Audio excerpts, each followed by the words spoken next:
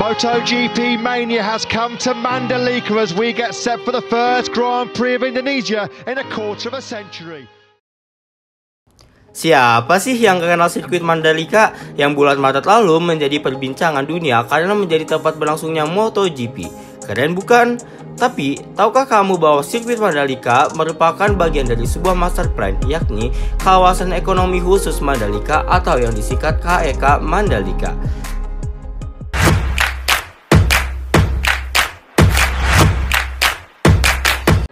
Kawasan ekonomi khusus Mandalika berlokasi di bagian selatan Pulau Lombok, tepatnya di Desa Kuta, Kecamatan Pujut, Kabupaten Lombok Tengah, Nusa Tenggara Barat.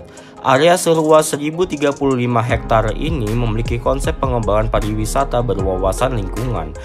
Pembangunan KEK Mandalika termasuk dalam proyek strategis nasional yang didasarkan pada Peraturan Presiden Nomor 3 Tahun 2016 tentang percepatan pelaksanaan proyek strategis nasional. Proyek ini dirancang oleh Direktur Jenderal Pariwisata pada era Soeharto.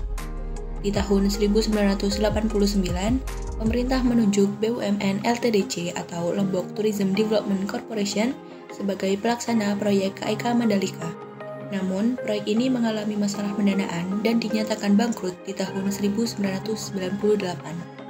Pengembangan KEK Mandalika kembali dilanjutkan dan diresmikan di bawah kepemimpinan Presiden SBY pada tahun 2011.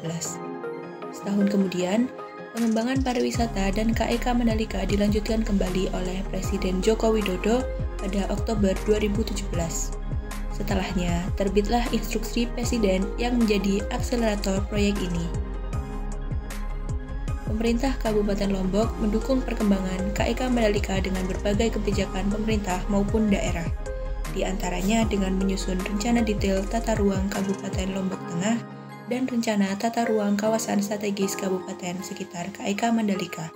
Lalu bagaimana prosedur yang dilakukan untuk merencanakan kawasan ekonomi khusus Mandalika?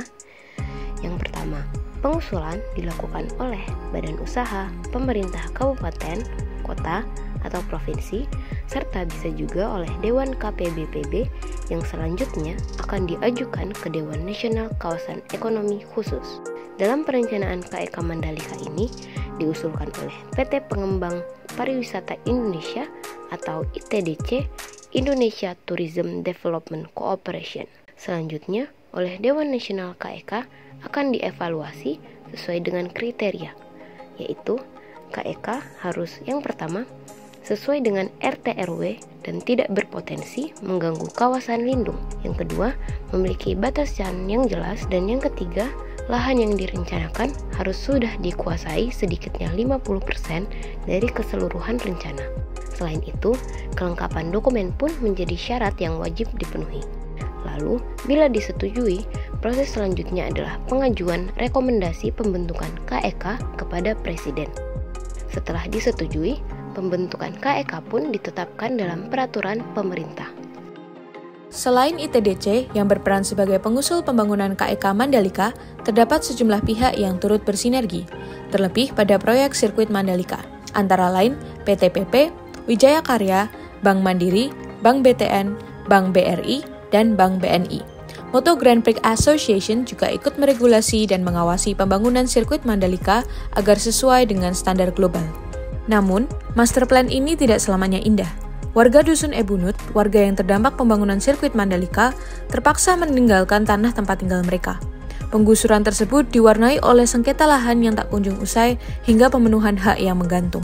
Masyarakat lokal, terutama masyarakat 5 desa yang terdampak proyek pembangunan KEK Mandalika juga kurang terlibat. Kerja pemerintah Kabupaten Lombok Tengah dan manajemen ITDC masih kurang memberdayakan masyarakat agar terserap pada setiap keberadaan KEK Mandalika.